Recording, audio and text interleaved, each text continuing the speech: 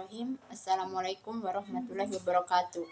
Perkenalkan, nama saya Cici Paramita dari kelas A2 Informatika dengan NIM 210 240 140 45. Di sini saya akan menjelaskan beberapa alat yang yaitu ada motherboard, VGA card, power supply, prosesor, dan memori. Di sini baik, langsung saja saya akan menjelaskan alat yang pertama, yaitu motherboard. Di sini saya memegang alatnya. Ini adalah wujud dari motherboard.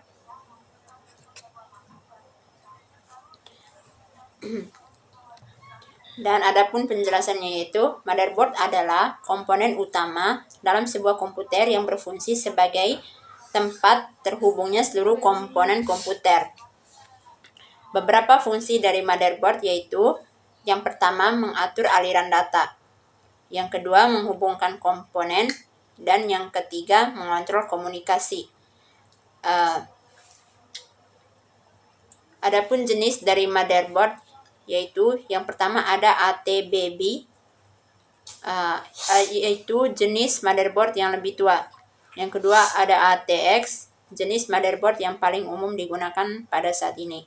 Yang ketiga ada BTX, yaitu jenis motherboard yang lebih tua. Yang keempat ada ITX, jenis motherboard yang lebih kecil dan lebih efisien. Motherboard adalah bagian penting dalam membangun PC dan memiliki berbagai jenis yang sesuai dengan kebutuhan pengguna, seperti motherboard untuk game dan desain grafis. Alat yang kedua yaitu prosesor. Dan di sini saya memegang alatnya. Ini adalah prosesor. Dan pada motherboard, prosesor, dan pada motherboard prosesor dipasang di soket prosesor seperti ini.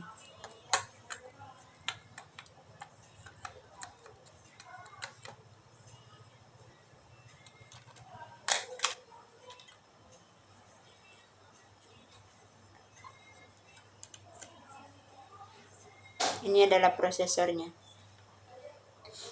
Dan penjelasannya adalah prosesor, atau disebut juga dengan CPU, singkatan dari Central Processing Unit, adalah komponen utama dalam sebuah komputer atau perangkat elektronik yang bertugas untuk mengeksekusi instruksi dari program yang berjalan serta melakukan berbagai operasi aritmetika dan logika dasar.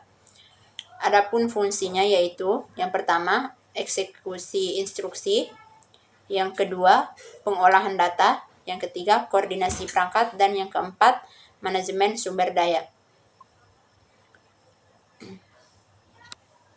Alat selanjutnya yaitu RAM. Dan ini adalah wujud dari RAM.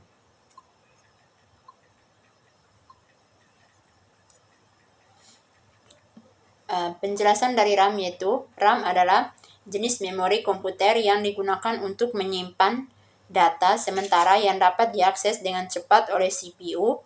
Data yang disimpan di RAM dapat diakses dengan cepat karena setiap sel memori dapat diakses secara acak, tidak seperti memori seri yang hanya dapat diakses secara berurutan. Adapun fungsi dari RAM yaitu: yang pertama, menyimpan data sementara. RAM menyimpan data yang dibutuhkan oleh CPU untuk diolah dalam waktu yang singkat. Data ini dihapus ketika perangkat komputer dimatikan. Fungsi RAM yang kedua yaitu meningkatkan kinerja. RAM memungkinkan CPU untuk mengakses data dengan cepat sehingga meningkatkan kinerja komputer. Fungsi RAM yang ketiga yaitu menyimpan data yang dibutuhkan secara sementara.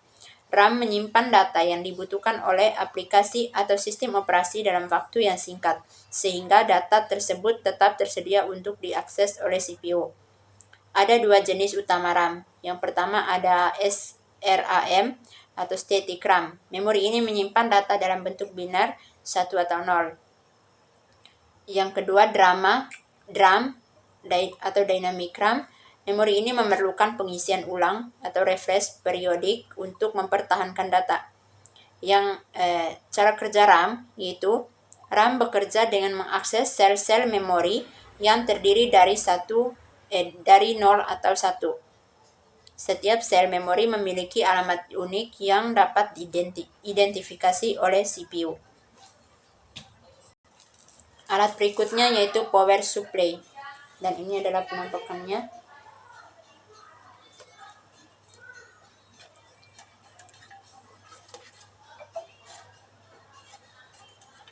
Dan penjelasannya, power supply adalah sebuah komponen yang digunakan untuk memasok atau menyediakan daya listrik ke sebuah atau lebih perangkat. Komponen ini dirancang untuk mengubah bahan dasar energi seperti energi matahari, angin, atau kimia menjadi energi listrik. Power supply sangat penting bagi komputer dan beberapa perangkat elektronik lainnya. Karena jika komponen ini mengalami permasalahan, perangkat tersebut tidak akan berfungsi secara normal. Fungsi power supply. Fungsi utama power supply adalah mengubah daya, dan mengatur daya. Berikut adalah beberapa fungsi dari power supply. Yang pertama, mengubah tegangan. Power supply mengubah arus listrik dengan tegangan tinggi AC alternating current menjadi arus listrik dengan tegangan rendah atau DC direct current. Ini penting karena hardware komputer hanya bisa beroperasi dengan arus searah atau DC. Yang kedua, mengatur tegangan. Power supply mengatur dan menstabilkan tegangan listrik agar komponen atau perangkat komputer menerima aliran listrik dengan level tegangan yang sesuai dan aman. Yang ketiga, menyediakan daya listrik.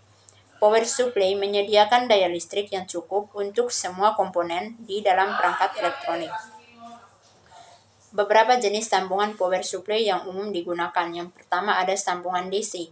Digunakan untuk menghubungkan power supply dengan perangkat yang membutuhkan daya searah atau DC.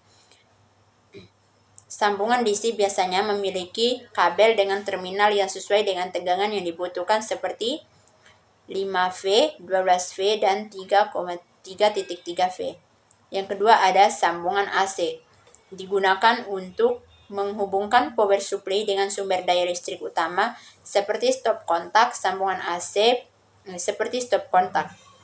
Sambungan AC biasanya menggunakan kabel dengan terminal yang sesuai dengan tegangan AC yang diberikan oleh sumber daya. Yang ketiga ada sambungan SATA.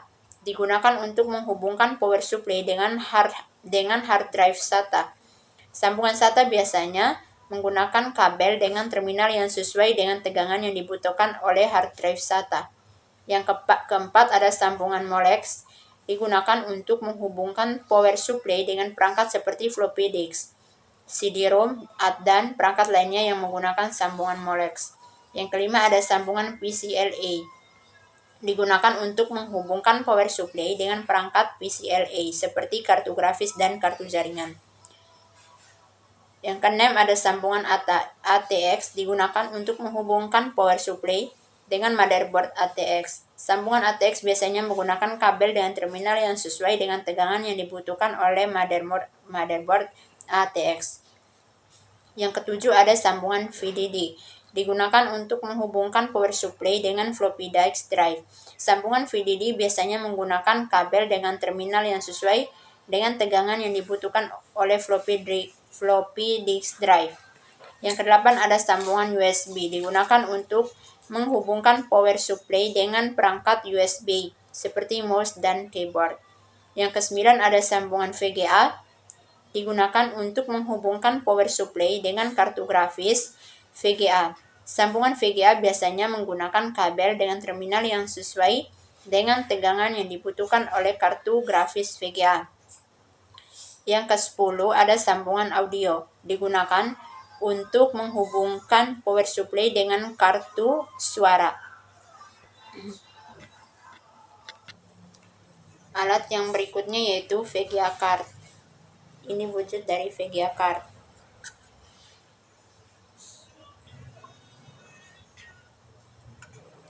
VGA card adalah sebuah komponen yang berfungsi untuk menerjemahkan sinyal digital dari komputer menjadi tampilan grafis pada layar monitor.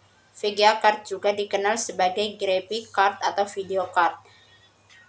Adapun penjelasan lanjut tentang VGA card yaitu VGA card sebuah kartu grafis yang berfungsi untuk mengolah gambar dan menerjemahkan sinyal digital dari komputer menjadi tampilan grafis pada layar monitor. VGA card memiliki prosesor grafis sendiri yang disebut GPU, Graphic Processing Unit.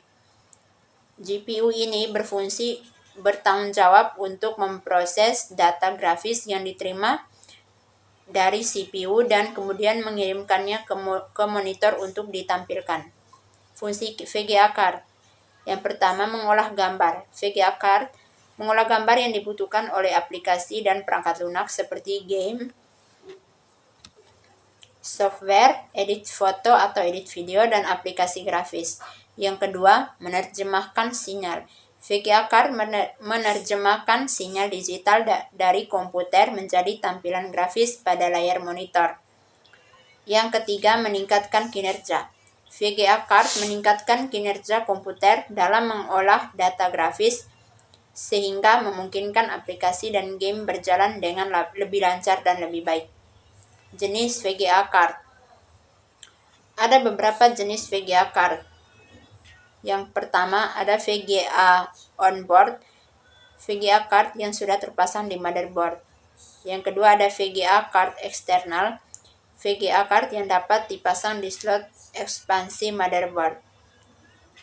Apa yang terjadi jika VGA card bermasalah? Yang pertama ada tampilan yang tidak jelas. VGA card yang bermasalah dapat menyebabkan tampilan yang tidak jelas atau salah pada layar monitor. Yang kedua, gagal memuat aplikasi. Aplikasi yang memerlukan grafis tinggi dapat gagal memuat atau berjalan dengan lambat karena VGA card yang tidak berfungsi dengan baik. Yang ketiga, penurunan kinerja. Komputer dapat menjadi lebih lambat dalam menjalankan aplikasi karena VGA card yang tidak dapat mengolah data grafis dengan baik. Yang keempat, bunyi bip berkali-kali. Jika VGA card bermasalah, terdengar bunyi bip berkali-kali dapat menjadi tanda bahwa VGA card atau motherboard mengalami kerusakan. Yang kelima, restart atau error secara acak. Komputer dapat melakukan restart atau error secara acak karena VGA card yang tidak dapat berfungsi dengan baik. Yang keenam, kerusakan dokumen atau media. Kerusakan dokumen atau media yang ada di dalam perangkat juga dapat menjadi indikasi bahwa VGA card mengalami masalah. Baiklah, itulah penjelasan mengenai beberapa alat yang sudah saya presentasikan. Sekian dari saya. Maaf apabila ada kesalahan kata dalam penjelasan dari saya. Lebih dan kurangnya mohon maaf. Wassalamualaikum warahmatullahi wabarakatuh.